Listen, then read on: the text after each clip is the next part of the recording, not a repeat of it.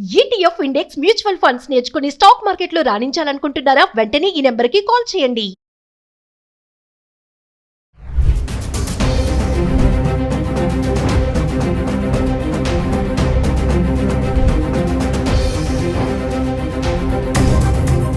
Hello viewers, welcome back to our channel. ప్రస్తుతం మనతో పాటు ఉన్నారు ఎంఎన్సీ ఎగ్జిక్యూటివ్ 25 ఇయర్స్ నుంచి అమెరికాలో ఉంటున్నటువంటి వీరభద్ర సార్ గారు. సార్తో మాట్లాడదాం. ప్రెసెంట్ అమెరికాలో సిచ్యువేషన్ ఎలా ఉంది అనేది.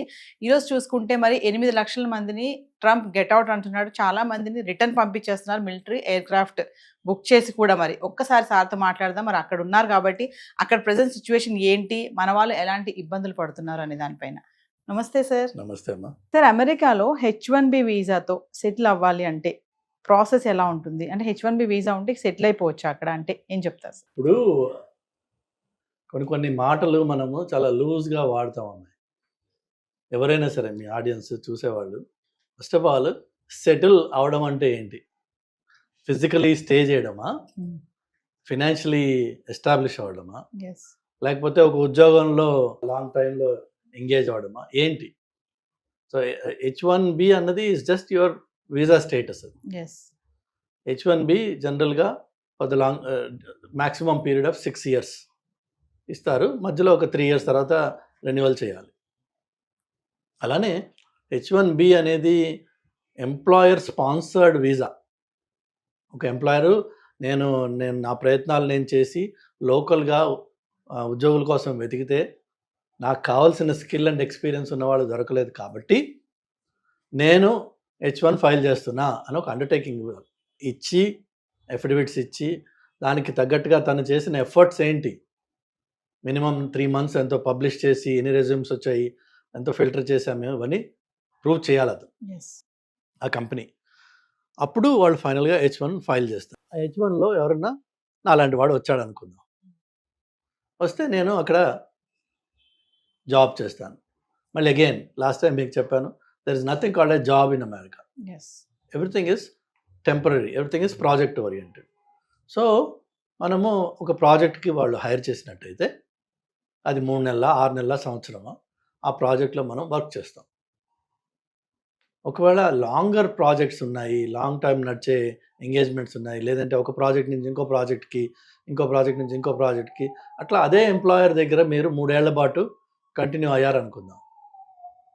అప్పుడు 3 ఏళ్ల తర్వాత all you have to do is get your H1 renewed. ఆ రెన్యువల్ మళ్ళీ అప్రూవ్ రాగానే జనరల్గా మన పిల్లలు చేసేది ఏంటంటే ఇండియాకి వచ్చి స్టాంపింగ్ చేయించుకొని మళ్ళీ వెనక్కి వెళ్తారు కదా. అది ఇండియాకే రావక్కర్లా, వేరే వేరే మెథడ్స్ కూడా ఉన్నాయి. అసలు యాక్చువల్గా మీరు స్టాంపింగ్ చేయాల్సిన అవసరం కూడా లేదు మీకు. Stamping is only for the purpose of travel తప్ప మీరు విత్ ఇన్ ద కంట్రీ ఉంటే అదే కాగితం మీద మీరు అన్ని పనులు చేసుకోవచ్చు. కానీ చాలా మటుకు మన వాళ్ళందరూ అనుకునేది ఏంటంటే రెన్యువల్ అయింది కాబట్టి నేను ఇండియాకి వెళ్ళాలి, దీన్ని స్టాంపింగ్ చేయించుకుని రావాలి వస్తారు. ఓకే, వచ్చారు. వచ్చిన తర్వాత మళ్ళీ అనదర్ 3 years కంటిన్యూ అవుతుంది. అలానే ఒకవేళ అదే ఎంప్లాయర్ మీకు మళ్ళీ వేరే ప్రాజెక్ట్లో పెట్టి వేరే ఎంగేజ్మెంట్స్ ఇచ్చి మీకు కంటిన్యూ చేశాడు అనుకోండి, అక్కడే మీరు 6 ఏళ్ల పాటు సెటిల్ అవ్వచ్చు. అది దట్స్ వన్ వే మనం సెటిల్ అంటాం. But it's again temporary for 6 years. ఈ లోపు green card, permanent residency process, ఒకవేళ అదే ఎంప్లాయరు ఆయన దయా కరుణం ఉంటే బాగుంటే ఏం చేస్తాడంటే they will initiate green card process. మళ్ళీ అక్కడ లేబర్ సర్టిఫికేషను అన్నీ వాళ్ళు వెళ్తారు. వెళ్ళి గ్రీన్ కార్డ్ కోసం అని చెప్పి again H1 or labour certification, then I-140, then eventually permanent residency or adjustment of status అంటారు దాన్ని, గ్రీన్ కార్డ్. సో అది మళ్ళీ ఒక ప్రాసెస్. అది 6 ఏళ్ళు అయిపోయిన వాడికి ఈ లేబర్ సర్టిఫికేషన్ I-140 కూడా కంప్లీట్ అయి ఉన్నట్టయితే వాళ్ళు ఎవ్రీ 2 years, ఎవ్రీ 1 year మీకు రెన్యూ చేసుకుంటూ ఉండొచ్చు. ఆటోమేటిక్గా అప్రూవ్ కూడా చేస్తారు. అది గ్రీన్ కార్డ్ వచ్చేంత వరకు, అంటే మన టర్న్ వచ్చేంత వరకు ఇది రెన్యూ చేసుకుంటూ అక్కడ ఎక్స్టెండ్ చేసుకుంటూ ఉండొచ్చు. అంటే H1B వీసా ఉన్న వాళ్ళకి గ్రీన్ కార్డ్ ఈజీగా వచ్చేస్తుంది సార్? ఈజీ ఏది లేదు. ఇప్పుడున్న స్టాటిస్టిక్స్ ప్రకారం కొన్ని స్టేటస్లో గ్రీన్ కార్డ్ కావాలంటే మీరు 70 years, 60 years వెయిట్ పీరియడ్ ఉందన్న. అంటే మన లైఫ్ టైంలో అది రాదు. సో అమెరికాకి వెళ్ళి సెటిల్ అంటే ఇదే.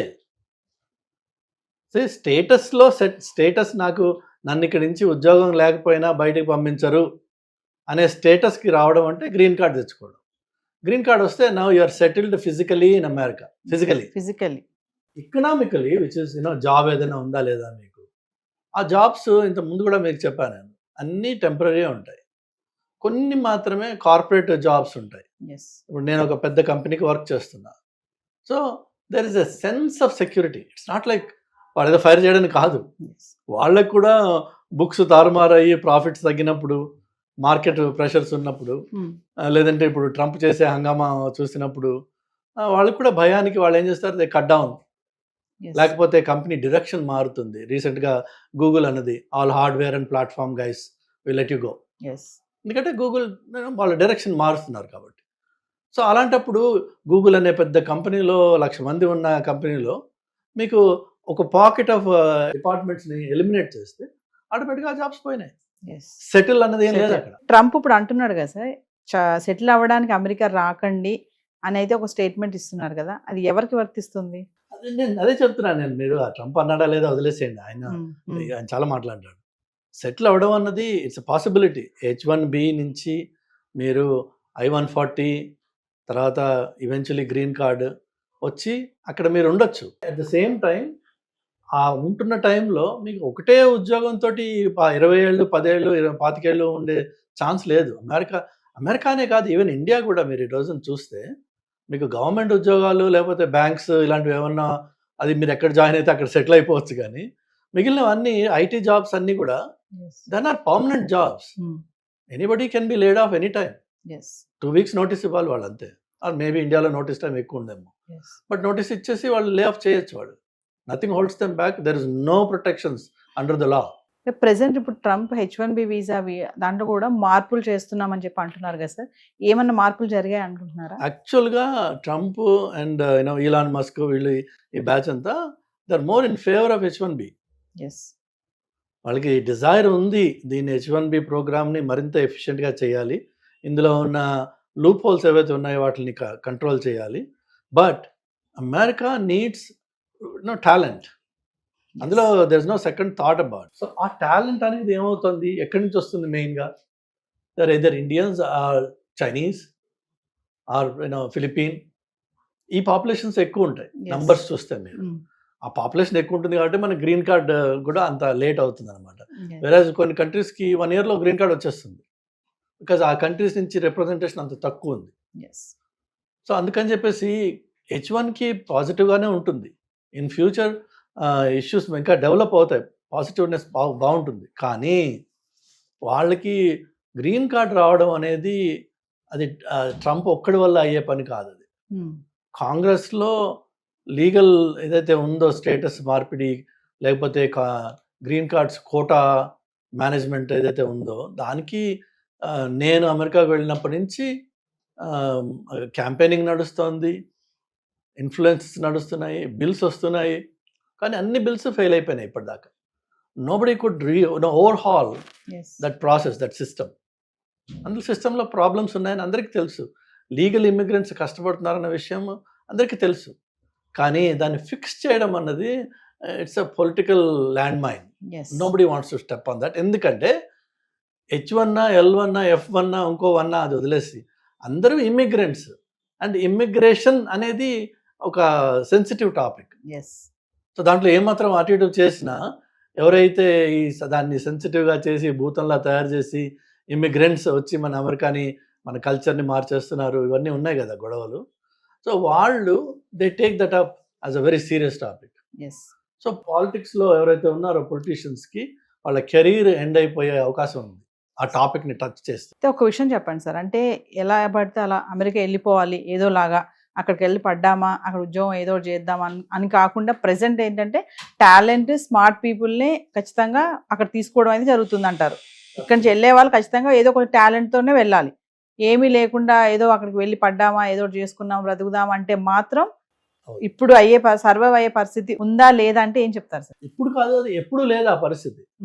ఎందుకంటే అన్ఫార్చునేట్గా మనము అక్కడ వెళ్ళి ఇండియన్స్ కొంత సిస్టమ్స్ని అక్కడ పొల్యూట్ చేసిన మాట వాస్తవం. నేను రీసెంట్ టైమ్స్లో I have seen notifications for ఇది ఎంప్లాయీస్ కోసం నోటిఫికేషన్స్ పెట్టిన వాళ్ళు క్లియర్గా కింద చెప్తున్నారు, no AP or Telangana graduate. అదే మనం ఎంత నొటోరియస్ అయిపోయాం అన్న దానికి ఒక ఎగ్జాంపుల్ చెప్తున్నాను. పోనీ ఆ పెట్టినవాడు లోకల్ అమెరికన్ కాదు, వాడు ఇండియనే. బట్ వాళ్ళు చూస్తున్నారు ఏంటంటే మనం చేసే తప్పుడు పనులు ఏవైతే ఉన్నాయో, అంటే ఏంటంటే ఫర్ ఎగ్జాంపుల్ ఈ స్టూడెంట్స్గా చదవడానికి వస్తారు F1 మీద, ఆ వచ్చిన పిల్లవాడికి మహా ఉంటే 22-23 ఇయర్స్ ఉంటాయి ఏజ్. వాడు అక్కడికి వచ్చి మాస్టర్స్ చేస్తాడు, వాడికి ఒక రెజ్యూమే తయారు చేస్తారు ఈ కన్సల్టింగ్ కంపెనీస్. అది 100% బోగస్ అది. ఓకే, సో ఆ బోగస్ రెజ్యూమే మీద జాబ్స్ ఎవరిస్తారమ్మా? సో ఏదో ఒకటి చేసుకుంటా అంటే ఈ దొంగతనం కొన్ని రోజులే నడుస్తుంది, ఏదైనా సరే అది పట్టుపడుతుంది, పట్టుపడిపోయింది ఇప్పుడు. బట్ నెవర్ ద లెస్ మనం చేసింది దొంగతనం. నేను అమెరికాకి వెళ్ళి ఏదో ఒకటి చేసుకుని బతికేస్తాననే ప్రసక్తి లేదు అక్కడ. అంటే ప్రెజెంట్ ఒక విషయం చెప్పండి సార్, ప్రెజెంట్ మాత్రం అక్కడికి వెళ్తే టెంపరీ, నువ్వు ఉద్యోగం చేసానికి వెళ్ళినా చదువుకోవడానికి వెళ్ళినా ఏదైనా సరే టెంపరీగానే ఉండి రావాలి తప్ప అక్కడ సెటిల్ అవ్వడం అనే ఆలోచన అనేది ఇప్పుడున్న పరిస్థితిలో లేదు అని అనుకోవచ్చు అంటారా? టెంపరీ అంటే మీరు అమెరికాకి విజిట్కి వెళ్ళి రావడం అనేది ఉంది కదా, దాన్ని B1 B2 వీసా అంటారు. అలా వెళ్ళేసి సరదాగా 3 నెలలు 2 నెలలు తిరిగేసి వస్తాను నేను, అది కూడా ఆ వీసా అప్రూవ్ అయితే వెళ్ళి తిరిగి రండి, ప్రాబ్లం లేదు. కానీ అక్కడికి వెళ్ళి నేను ఏదో ఒక ఆడ్ జాబ్ చేసుకుంటాను, ఆడ్ జాబ్స్ అంటారు వాటిని. ఏదైతే మీకు ఎంప్లాయర్ చెక్ రూపకంగా మీకు శాలరీ ఇవ్వలేడు, బై క్యాష్ ఇస్తారు. ఎందుకంటే ఎంప్లాయర్ కూడా తెలుసు is not suppose to employ you, కానీ వాడు వాడుకున్నాడంటే క్యాష్ రూపకంగా డబ్బులు ఇస్తాడు. That means you are living an illegal life. మీరు నిర్ణయం చేసుకోవాల్సిందల్లా మీ ఆడియన్స్ అందరికి ఎవరికైనా నేను చెప్పేది ఏంటంటే, అక్కడికి వెళ్ళి ఆ బతకాల్సిన అవసరం ఉందా నీకు?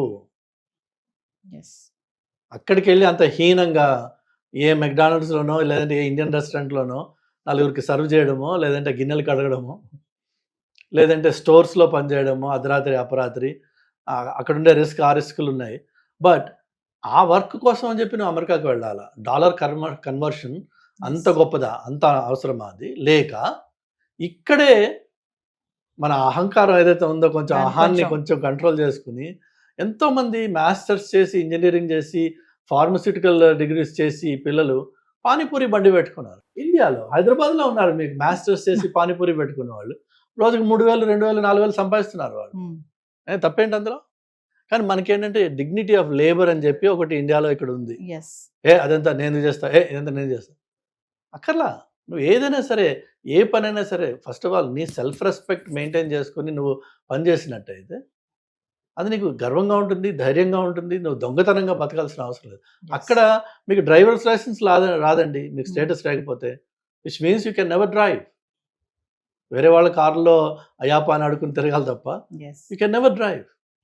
ధైర్యంగా మీరు ఒక ఫ్లైట్ ఎక్కి వెళ్ళలేరు, ఎక్కడ ఎవడు నేను స్టేటస్ చెక్ చేస్తాడు. అంత దొంగగా ఉండాలి. అంత ఉండాల్సిన అవసరం ఉందా? అన్ఫార్చునేట్ ఏంటంటే నాకంటే ముందు 10 మంది వెళ్ళారు, వాళ్ళందరూ అక్కడ ఉన్నారు, వాళ్ళు సెటిల్ అయిపోయారు, నేను కూడా వెళ్తా అక్కడికి. ఈ పక్కవాడిని చూసుకుని మనకి అది ఆ ఇచ్చి మొదలవడం తప్ప, అందులో అక్కడికి వెళ్ళాక తెలుస్తుంది వాడు ఎంత దరిద్రంగా అక్కడ ఉంటున్నారు అనేది. ఒక్కొక్క అపార్ట్మెంట్లో 4-3 ఉండాల్సిన అపార్ట్మెంట్లో 8 మంది 10 మంది ఉంటారు. కొన్ని చోట్ల అయితే రాత్రి షిఫ్ట్ సగం మంది పనిచేస్తారు కాబట్టి వాళ్ళ బెడ్స్ వాళ్ళు వాడుకోవడానికి ఈ డే షిఫ్ట్ వాడు అపార్ట్మెంట్లో ఉంటాడు. ఒక రోజున వాడు బ్రేక్ తీసుకుంటే వాడికి పడుకోవడానికి చోటు ఉండదు. అతి హీనంగా ఉంటుంది పరిస్థితి. అక్కడికి వెళ్ళి అంత హీనంగా ఉండాల్సిన నీకు కర్మ ఉంది, నాకు వేరే ఏమి అవకాశాలు లేవు ఇక్కడ అంటే గాడ్ ఈజ్ గ్రేట్.